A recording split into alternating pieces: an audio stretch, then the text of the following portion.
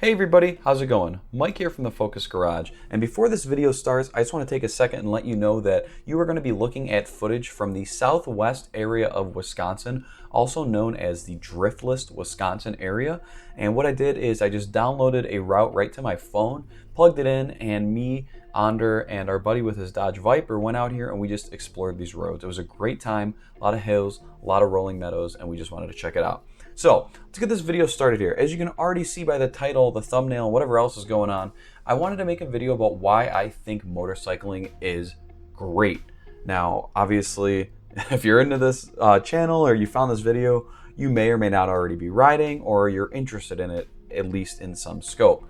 And what I want to do here is kind of shatter some misconceptions about riding and give you a little bit of background on my riding and tell you why I think motorcycle riding is so great. So me personally, I've been riding for a few years now. I've had the benefit, I guess you could say, of trying a few different types of motorcycles. I've had a Harley-Davidson Sportster, which was actually my first motorcycle. I replaced that with a Yamaha MT-09, which is more of an upright naked motorcycle. Then I bought a Road Glide Ultra, which is a full touring motorcycle with the tour pack, the saddlebags, a big cushy passenger seat and all that. And then I moved on to my Yamaha FZ1, which you see in this video here. So, I've owned a few different motorcycles. I would like to maybe get into the adventure or dirt bike realm coming up, but that's just some background as far as what I've ridden. Now, first off, why I think motorcycling is great is just overall due to the sheer variety of it. Now, when a lot of people hear motorcycling, they think loud people revving their bikes at stoplights or people lane splitting down the highway at 150 miles an hour. And I want to tell you, as somebody that's involved in the motorcycle community, that's ridden a few kind of different bikes, that has friends with different types of bikes, it's not like that at all. The cool thing about motorcycling is very much like automobiles, is you have the ability to do so many different things depending on what type of motorcycle you choose.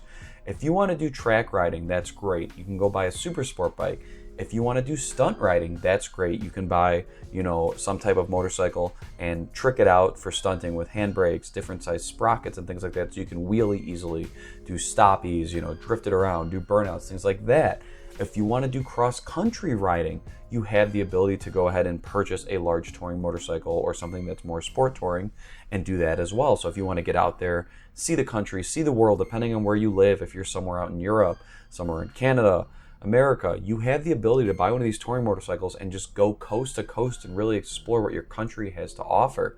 If that's too tame for you and you want to get a little more wild and go do some dirt riding, you have the ability to buy an adventure bike or even a dirt bike and go ahead and get out there in the dirt and in the gravel. If you want to be more into competitive riding but you just don't want to be in the dirt, you can go ahead and do motocross, get a full-on race dirt bike for that, and you've got that option.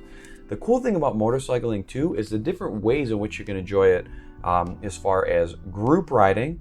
If you want to go ahead and ride out in larger groups all the time and be around other people with a similar type of motorcycle, you can go ahead and do that. If you want to just, hop on your bike and do solo riding, which is something I love to do on, say, my lunch breaks or just some free time on weekends, just hop on the bike and kind of, get lost and then plug my house back into my phone on my navigation there and navigate my way home. You've got that option as well. If you want to throw a passenger on the back of your bike, whether it's a loved one or a close friend, whatever, you can go ahead and do that. Then you can ride just you guys as a solo motorcycle, but you're riding with two people, also known as two up in the motorcycle community. So you can kind of share that experience with whoever's behind you. If you go ahead and you throw communication units into the mix, now you can communicate with whoever the passenger is on your motorcycle. You can communicate with the group that you're riding with, and you really don't have to worry about, being alone, but you can still be with people. It kind of gives you that in between, I guess you can say, that connected aspect. And if you want to know what communication unit is the best, we've already done a video on that. Spoiler alert, it is the Cardo Pack Talk units. Those things are great. If solo passenger really isn't for you and you want to kind of explore more things, again, where you ride is entirely up to you as well. If you want to do, more city riding, if having a car isn't the most viable option for you, but you've got space for, say, a motorcycle and the weather's nice a good chunk of the year, you can go ahead and purchase a motorcycle to do city riding with. These are practical because they're easy to park, They're going to get much better gas mileage than most cars that you'd buy. And, you know, as long as you're keeping it on relatively short trips, you don't really have to worry so much about cargo capacity. Another thing kind of, you know, dovetailing right off of that or piggybacking is that you've got commuting. You know, if you do have a lot of commuting that you do and you don't want to spend a lot of money on a car or a lot of money on gasoline, you go ahead and you can buy a motorcycle specifically for commuting. Aside from all that, those are just some of the ways that you can enjoy motorcycling depending on what kind of bike you have and what kind of riding you plan to do with said motorcycle.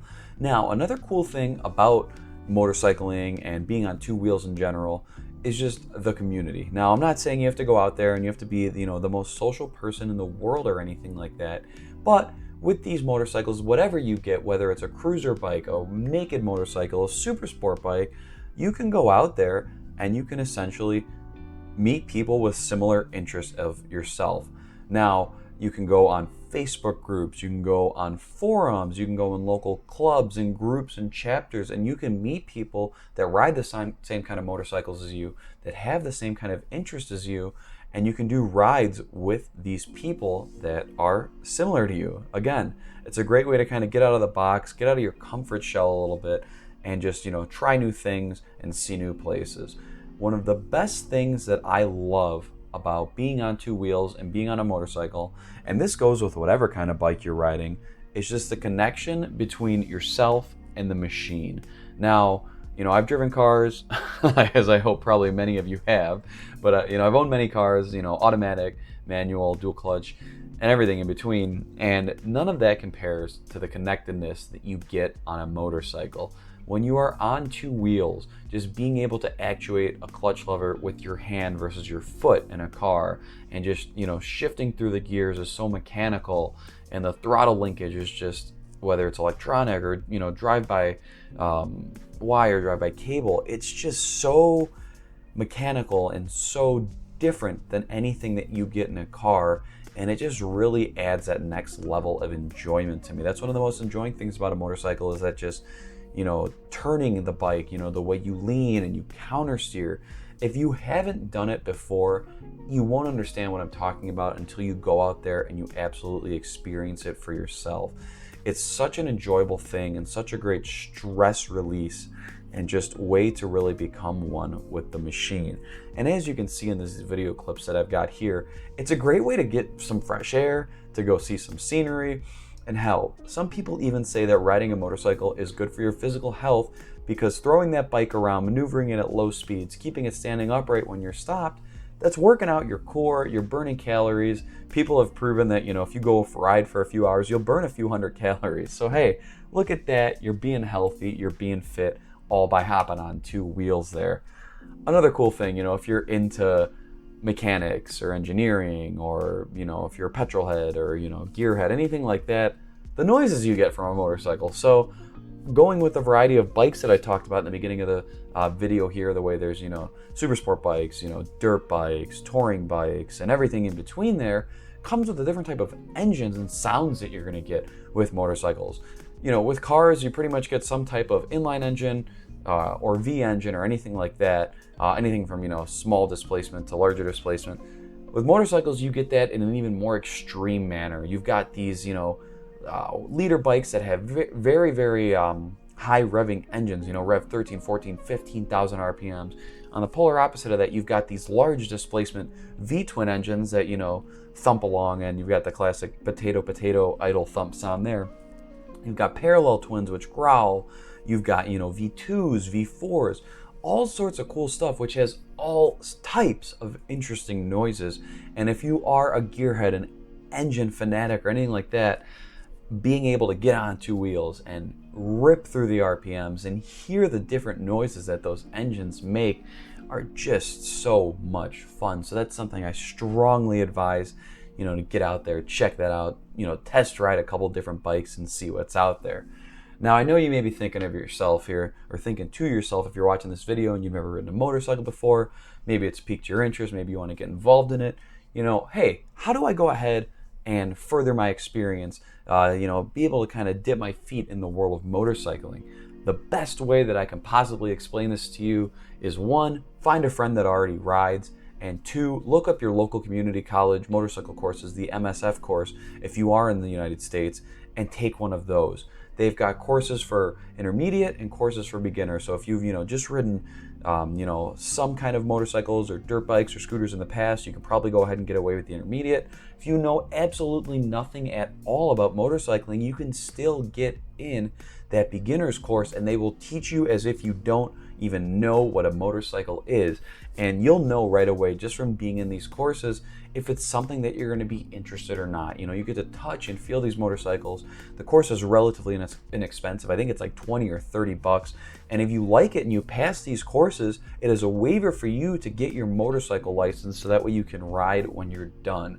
So you pretty much learn to ride and get the experience and the feeling of learning to ride on somebody else's bike. If you drop these learner bikes in the parking lot, it's not a big deal. You're not dropping your brand new $20,000 Harley that you bought and you have no idea how to ride or anything like that. You're dropping an old carbureted motorcycle that's already been dropped 100 times in a parking lot. If you go through the MSF course and you pass it and you like what you saw and you like what you felt, get yourself a beginner bike, find some other friends that are new to motorcycle riding, and just get out there and ride. I'm saying start small, maybe do 10 miles, 20 miles, 30 miles. Get farther and farther until you feel comfortable with the machine. If riding is still for you, you can go ahead and move up into that next bike, go for the type of genre of motorcycle that interests you a little bit more, and really kind of hone your craft, perfect your skill, and narrow down and drill down into what you want to do when it comes to motorcycling. The worst part about motorcycling, if you're me and you live in Illinois and you've got 4 to 6 months of cold and winter and snow and sleet, is that you can't ride year round. There's just not enough time to enjoy different types of motorcycles. It sucks when I have to put my bike away and stare at it in the garage, because if it was up to me, I would own 3, 4, 5 motorcycles and I would rotate them year round. Obviously storage, financially, and just practicality, that doesn't make the most sense. But the worst thing about motorcycle riding for me is that I want to try them all. I haven't had any kind of adventure bike or dirt bike, and that's the type of riding I'd really like to get into next. So look for that kind of content on the channel perhaps next year as I kind of venture around with that. This Yamaha that I've got now, like I mentioned, it is an FZ1. It's a 2009, so it's definitely not the newest bike by any stretch of the imagination, but the way this bike is set up is just something really, really special. The bike is fun to throw around on curvy roads, to wring out the throttle to high RPMs, but it's also a very complacent and comfortable bike to do long trips on. In this video, you see us riding in the southwest Wisconsin area. That was about a 400-mile round trip day that we did in one day on these motorcycles.